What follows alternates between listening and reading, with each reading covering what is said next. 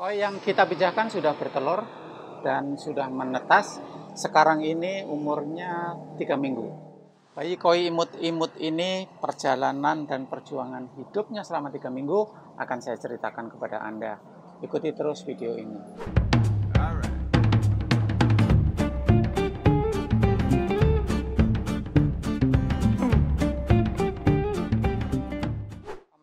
Para pecinta dan peminat koi, nama saya Kevo, saya adalah perancang kolam koi. Nah, melakukan home breeding seperti yang kita lakukan dan videonya Anda mungkin sudah lihat. Kalau yang belum lihat silahkan dilihat dulu di sebelah kanan atas ini. Melakukan home breeding seperti ini merupakan salah satu kegiatan yang fun dan juga mengedukasi diri kita sebagai seorang penggemar koi. Nah, sekarang sudah pada menetas, mereka umurnya sudah 3 minggu dan perjalanan mereka selama 3 minggu itu akan kita ceritakan kepada Anda semuanya. Yang pertama-tama perlu saya sampaikan kepada Anda, sukses mereka ini menetas, tetapi sebenarnya gagal. Gagalnya kenapa? Yang menetas tidak terlalu banyak. Perkiraan kasar saya sih paling cuma sekitar 5% dari seluruh telur yang ada yang bisa menetas. Jadi jumlahnya juga tidak cukup banyak. Ya, seandainya dihitung 1, 2, 3, 4, 5, dihitung satu-satu mungkin cuman sekitar 200 atau 250 ekor yang masih survive di sini. Padahal pada saat bertelur, telurnya bisa puluhan ribu atau mungkin bahkan bisa mencapai 100.000 karena indukannya besar. Nah, yang waktu itu saya sudah ceritakan juga kepada Anda, sebagian dari telurnya kita bawa ke Megamendung, kita usahakan untuk bisa ditetaskan di sana. Yang di Megamendung 100% tidak menetas. Zero. Nol putul. Nggak ada yang menetas sama sekali. Nah, ini kenapa? Ya, tentu saja kemudian kita lihat apa yang terjadi. Kenapa yang menetas sedikit sekali, tidak seperti tahun yang lalu. Tahun yang lalu banyak sekali yang menetas. Salah satu faktornya adalah kolamnya saya kira tidak steril, kurang steril. Karena waktu itu di awal tahun ini, lokasi ini kena banjir lagi, termasuk kolam ini, koi-koinya yang ada semuanya hanyut, ya, koi-koi kecil yang hasil breeding tahun yang lalu. Kemudian setelah itu ya dibersihkan sekedarnya, kemudian kolamnya kosong dalam waktu mungkin sebulan atau 2 bulan, saya kira sekitar 2 bulan kolamnya kosong. Baru kemudian kita pakai untuk melakukan breeding atau pemijahan indukan yang sama dengan yang kita pijahkan pada tahun yang lalu. Meskipun pejantannya beda ya. Jadi tidak dilakukan sterilisasi dulu, kemudian langsung saja koinya kita masukkan ke sini untuk dibreed. Jadi begitu telurnya keluar, yang kita lihat banyak jamur. Dan ini kesalahan saya juga, seharusnya paling tidak kalau telurnya sudah keluar kita bisa kasih obat yang bisa mencegah jamur sebenarnya. Itu mungkin akan bisa mengurangi penyebaran jamur sehingga tingkat yang menetas lebih banyak. Nah, itu faktornya saya kira yang utama. Bahkan bisa kelihatan waktu itu telurnya banyak yang kayak ada miseliumnya putih-putih gitu. Ya, kemungkinan besar memang jamur. Nah, selain jamur, ya mungkin ada beberapa faktor yang lain. Intinya adalah bahwa kalau kita melakukan pemijahan, bak atau kolam yang dipakai untuk melakukan pemijahan memang harus steril. Nah, ini adalah koreksi untuk diri saya sendiri dan semoga Anda tidak melakukan kesalahan yang sama. Ya sebenarnya sih udah lumayan sih, banyak yang netes, ada ratusan ekor yang netes seperti ini, tetapi kan peluang kita untuk mendapatkan yang kualitasnya bagus itu kan juga menjadi berkurang juga karena breeding koi terus kemudian nanti pola seleksinya itu kan game of number. Kalau semakin besar ya kita semakin besar peluangnya untuk mendapatkan koi yang kualitasnya baik. Semakin sedikit pilihannya ya kemungkinan besar dapat yang bagusnya sedikit juga. Jadi seperti itu analisis amatir saya tentang kenapa yang netes nggak banyak. Well, anyway, ya ini berhasil menetas tapi sebenarnya dihitung gagal juga. Apalagi kalau untuk ukuran pembudidaya yang profesional, yang komersial, hal seperti ini sudah dihitung sebagai sebuah kegagalan besar. Gitu ceritanya. Video ini dipersembahkan oleh Koi Anesthesia. Sebelum pakai anestesia, pakai detol, pakai bius awana ya. Setelah tahu ada anestesia, itu sih benar-benar di luar perkiraan saya lah. Ikannya pingsan, tapi tetap sirip itu ngembang sempurna. Posenya bagus banget. Koi Anesthesia, cepat tidur, cepat bangun. Karena jumlahnya memang cuma sedikit ya. Saya mohon maaf dari sekarang ini, saya nggak janji untuk giveaway atau untuk yang lain-lain. Jumlahnya nggak banyak, benar-benar nggak banyak. Mungkin masih bisa ya giveaway atau kalau ada yang mau yang beli, tapi mohon maaf dari sekarang saya nggak janji lah. Saya masih ingat induknya itu spawning tanggal 25 Maret.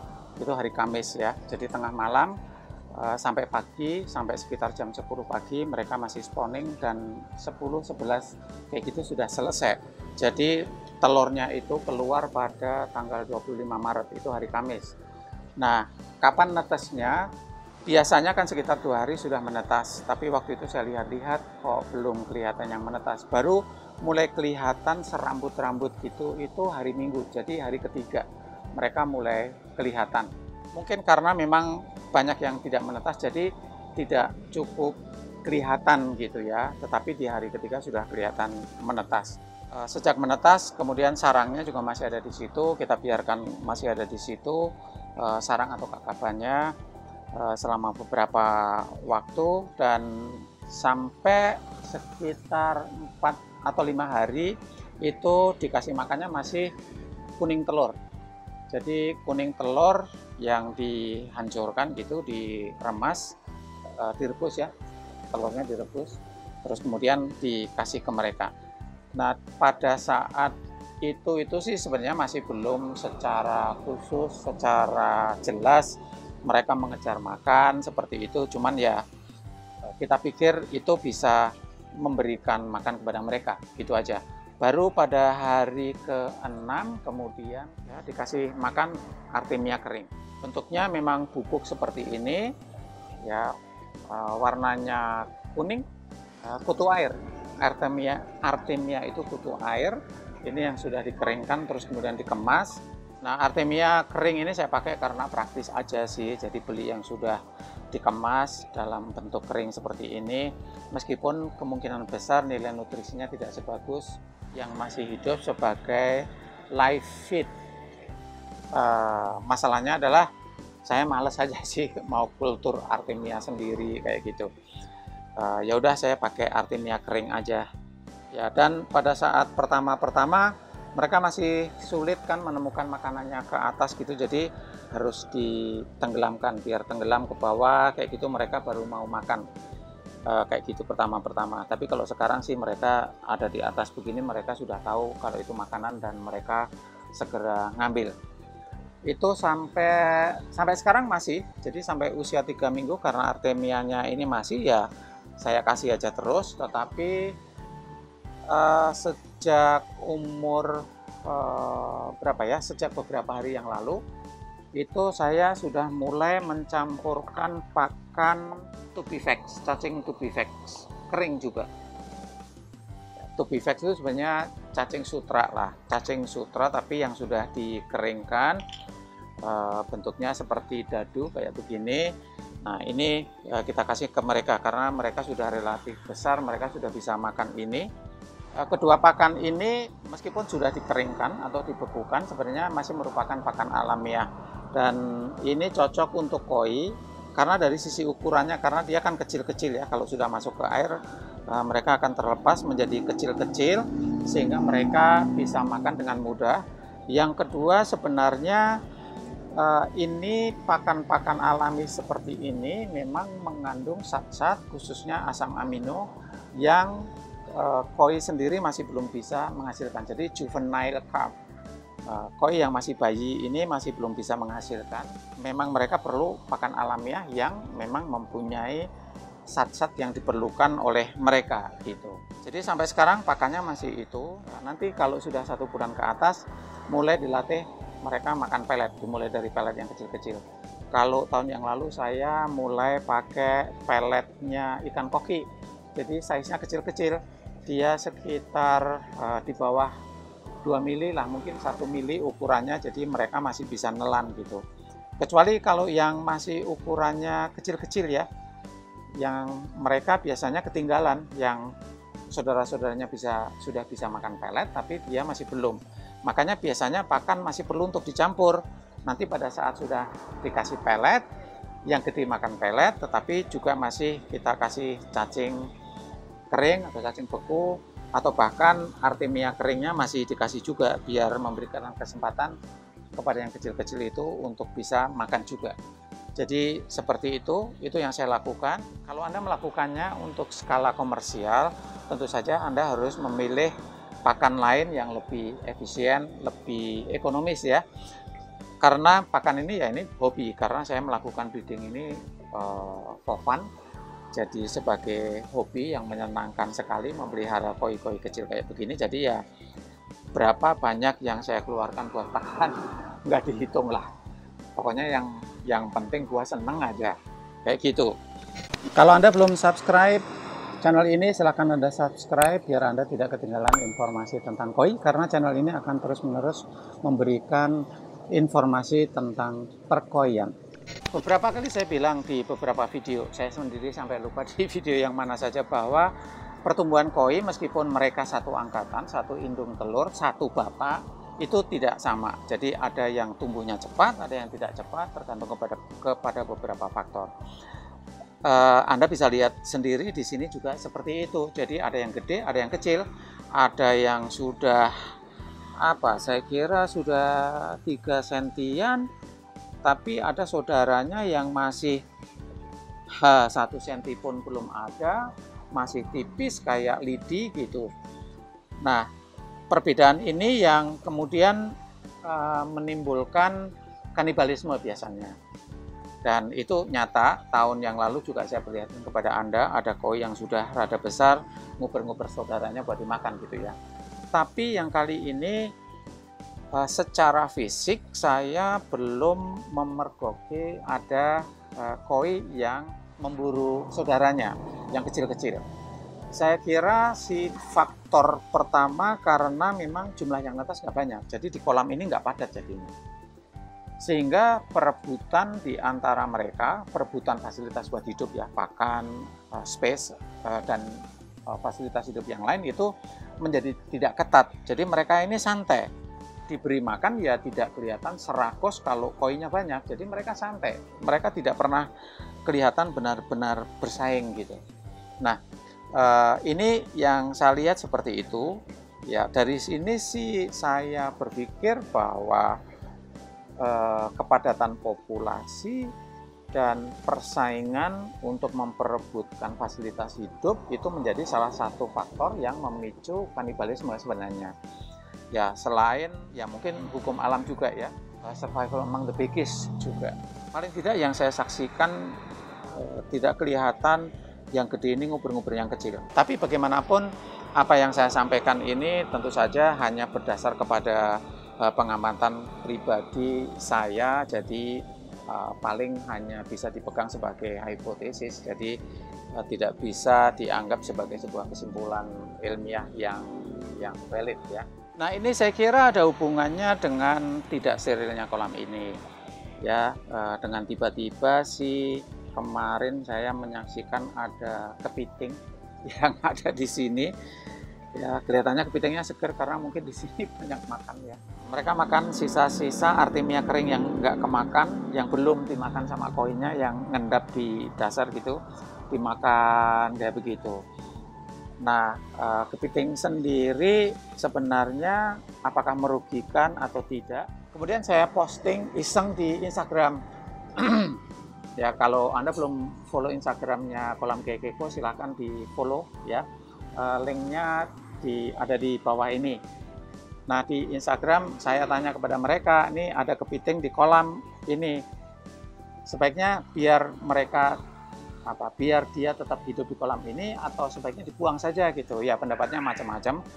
Tetapi para penyayang binatang umumnya bilang bahwa ya sudah biar aja mereka numpang hidup di sini. Tapi kalau orang-orang yang mempunyai pengalaman tidak baik dengan kepiting ya mereka bilang udah dibuang aja gitu.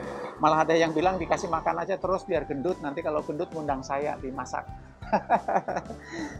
Macam-macam. Well, anyway, sekarang nggak kelihatan dan tetap saya biarkan masih ada di kolam, nggak saya buru sih gitu.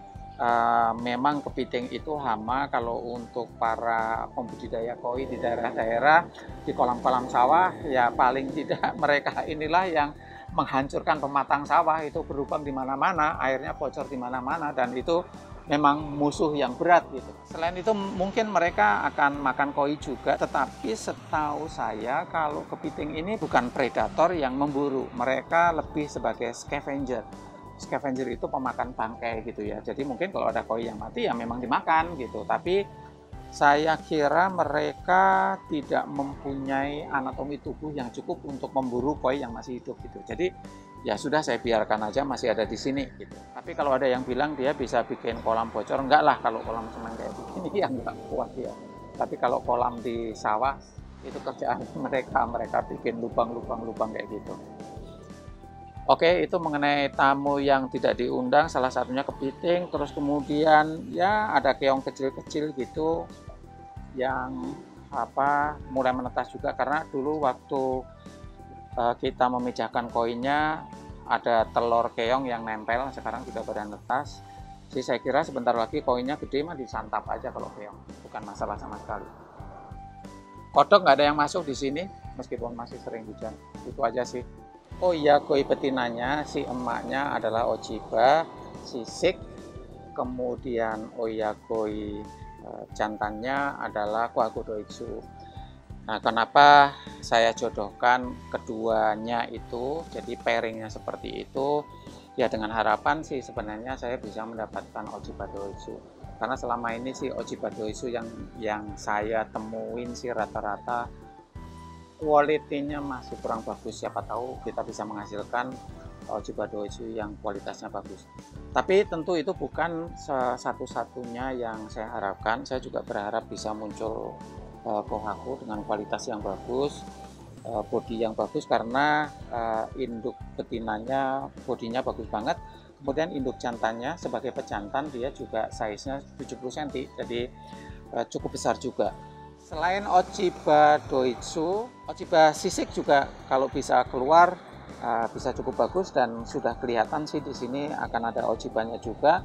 Kohaku kelihatan akan ada Kohakunya.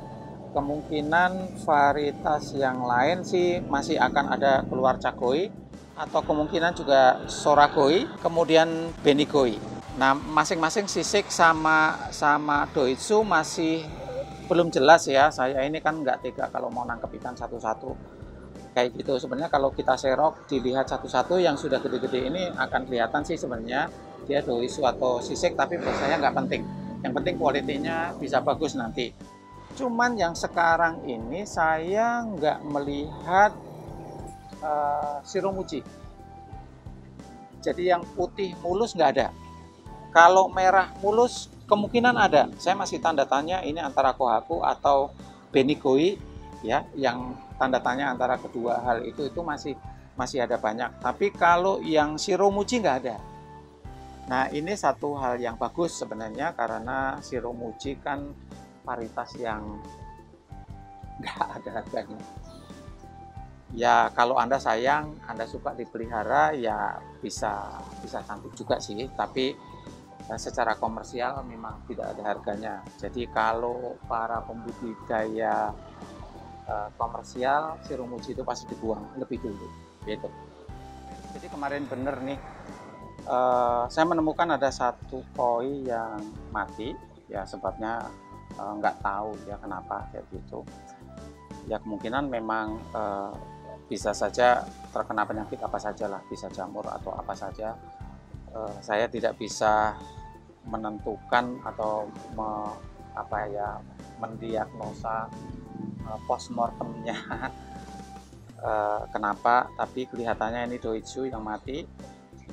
kayaknya si Ojiba Doitsu sebenarnya itu salah satu anakan yang saya harapkan. Kan induknya itu Ojiba sisik sama pejantannya Kohaku Doitsu. Jadi saya berharap ada Ojiba Doitsu sebenarnya, dan kemarin ada yang mati satu. Selebihnya saya belum pernah melihat ada yang mati gitu ya, atau mati kemudian nggak terlihat, atau mati kemudian dimakan kepiting, saya juga nggak tahu. Tetapi yang benar-benar ditemukan mati ya baru satu, itu baru satu selama 3 minggu ini. Ya sayang sekali sih sebenarnya, pas banget kebetulan itu yang saya harapkan varietasnya jadi Ojiba Doitsu. Tapi ya kualitinya sih masih belum kelihatan karena ukurannya masih kecil banget, mungkin baru 1 sentian gitu ya. Ya semoga yang berikutnya mereka bisa survive semua. Jadi sudah cuma sedikit, semoga survival rate-nya tinggi gitu. Kalau sudah sedikit tapi survival rate-nya rendah, ya sayang banget. Video ini silahkan di-share kepada teman-teman Anda yang sekiranya dia pecinta binatang, atau mungkin secara lebih khusus lagi dia tertarik dengan koi atau tertarik dengan dunia akuatik. Kenapa saya pegang benda ini? Benda ini ada gunanya sebenarnya. Ya, kolam ini sebenarnya kan tidak proper untuk melakukan pemijahan, sudah saya ceritakan, dan juga untuk menetaskan, memelihara buaya, karena pasti akan banyak yang kesedot ke area filter. Itu sudah pasti ya. Kemudian kalau telur enggak ya, karena kalau telur itu kan kayak lengket gitu, enggak gampang kesedot ke sana. Atau mungkin 1-2 telur juga bisa kesedot ke filter dan kemudian netes di situ. Atau setelah netes itu kan masih serambut-rambut gitu, sebagian kesedot ke sana. Sejak dari memijahkan sampai sekarang ya memang sirkulasinya saya jalankan terus. Biarin aja, saya tahu persis bahwa akan ada yang masuk ke filter, itu mah sudah biasa. Jadi atas izin Ibu Negara ini ada di pinggir kolam, jadi sewaktu-waktu kita kesini ada yang kelihatan di filter, kemudian diserok gitu, dikembalikan ke kolam. Soalnya yang ini terlalu gede, jadi nggak bisa masuk ya ke celah-celah kecil di tempat filter kayak begitu, susah banget mau nangkep. Jadi ya pakai yang lebih kecil ya. Yang ada ya pokoknya benda dapur masuk ke dipakai ke kolam koi. Ya sekali lagi ya, kalau Anda mau melakukan ini memang harus dapat izin dari penguasa rumah. Jangan sampai tidak, daripada nanti koinnya diracuni. Gitu. Ya tiap hari sih nyerok dapat 2-3, dikembalikan ke kolam kayak gitu. Nanti sambil ngasih makan atau sambil ke pinggir kolam kayak begini, kelihatan lagi diserok, nanti yang lain pada lari ngumpet. Mereka itu lincah banget ya, kalau kecil itu lincah banget, mereka ngumpet di antara media filter kayak begitu, udah nggak kelihatan, nggak bisa diapa-apain, mau diupuk juga percuma gitu.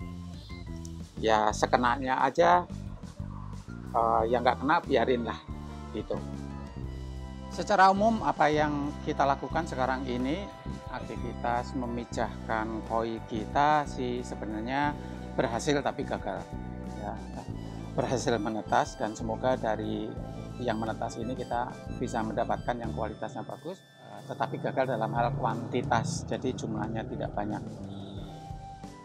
Dan kalau terjadi hal seperti ini ya memang harus dikoreksi, tidak perlu dan memang tidak bisa menyalahkan orang lain atau hal-hal lain, ya yang salah pasti saya lah.